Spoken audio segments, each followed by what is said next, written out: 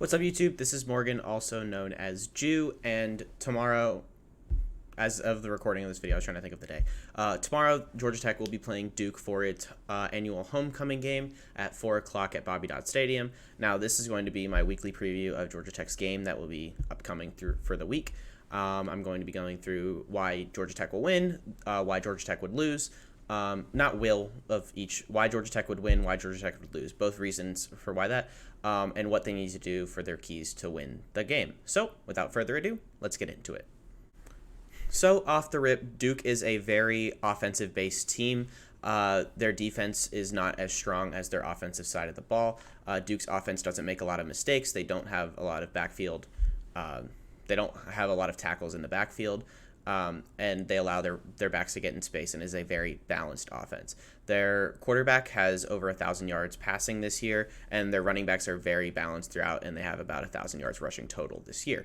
With that being said, the way Georgia Tech loses this game is they don't get that pressure in the backfield that Duke is so good of keeping people out of. Their lone loss this season is to Kansas, which has been a red-hot offensive team, so it was literally just offense beating offense. Duke also only has 2 lonely interceptions on the season, and very inconsequential at that. They didn't lead to absolutely anything, and that's what Georgia Tech has won their games on, is creating turnovers and creating mistakes. Both of their wins this season, Western Carolina obviously was a lot of mistakes, and it was a lot of luck in part of those mistakes, but some of those were created mistakes. In the Pitt game, it was people going out and making people make mistakes. Charlie Thomas was a huge factor in that, obviously, and barring another targeting this game, he should be there for the entire game, barring a targeting or a injury, which we would not want either of those. Gavin Stewart is a huge contributor for the offense. We now have a reliable field goal kicker who can make his kicks if we get down within the 40 or within 40-yard field goal range, which has been a thing Tech hasn't had really since Harrison Butker. So that's huge. The way Georgia Tech wins is creating pressure and playing just a smart offensive game. Don't make a lot of too many mistakes. Allow the stars to be stars. Let Hassan Hall run. Let Jeff Sims play. Don't restrict him in what he's doing. He didn't have a great passing game. Also, the weather was pretty bad, so it's hard to create a good passing game, especially when he's not getting a lot of time. He did a very good job of looking through 1 to 2 options, and if they weren't there, he scrambled or tried to get out the pocket and throw it away. He did a very good job at that. I'm not saying he's an amazing passer. By no means is he an amazing passer.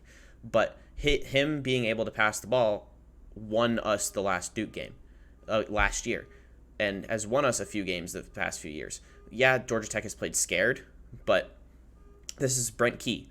We're going and making stuff happen now. That's what the key for Georgia Tech to win. So the first key I have is getting pressure in the backfield. That's going to be number one. Georgia Tech has the capability of that with Charlie Thomas and Kyle Kennard. Zeke Biggers can stuff up the middle. I wish we would see a little bit more of Zeke Biggers. I think that's more of a conditioning thing, but Zeke Biggers I absolutely love. Ace Ely is also going to be another guy who's going to have to get a lot of pressure or just create tackles and not allow big plays to happen. He's been very good at that all season. He's been one of the bright spots of our defense, him and Charlie Thomas both. And then key number 2 is let the stars be stars. Hassan Hall, the past 2 games, has been phenomenal, whether it's been in the win or the loss. I think in total, just off the top of my head, I'm thinking he has over almost 300 yards in those 2 games. Last game he had about 170.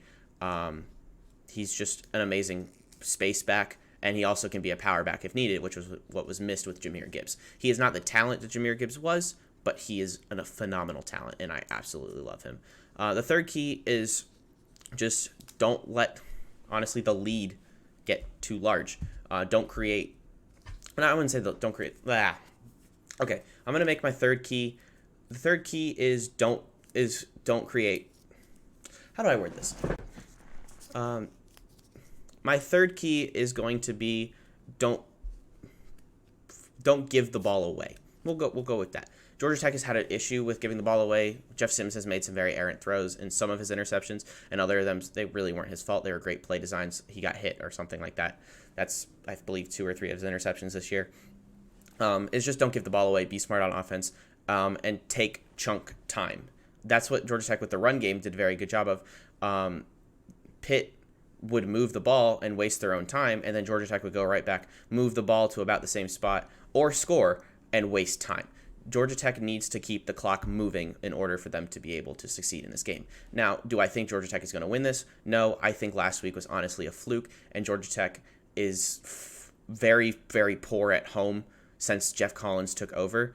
Yes, this is a different coach, but it's the same team. I don't think that they win this homecoming game, sadly. I will be there, so it'll be the preview or the post-game video will be a little bit later in the day because I have to get home from the game. But yeah, so there's that take on it. Other thoughts, Duke offense is honestly probably going to murder us. Our corners are not too strong. I do like the corners better than when we had Tariq Carpenter and Wanye Thomas and them. They looked for tackles rather than shutting it down, and these guys look to shut down. Yeah, the miscommunications happen a lot now, but not as much as last year, now that the DBs and safeties are on the same page. The blown coverages have happened, and I think it's been like a total of 2 or 3 times this season, and all of them resulted in touchdowns. If they can keep the broken coverages to a minimum, I think Georgia Tech has a really good chance in this game. Now, I do still think Duke wins the game. I think they win it about 26-17 is going to be my prediction, somewhere around that range. I think it's going to be a 9-point game. I think it's going to be under 10 points.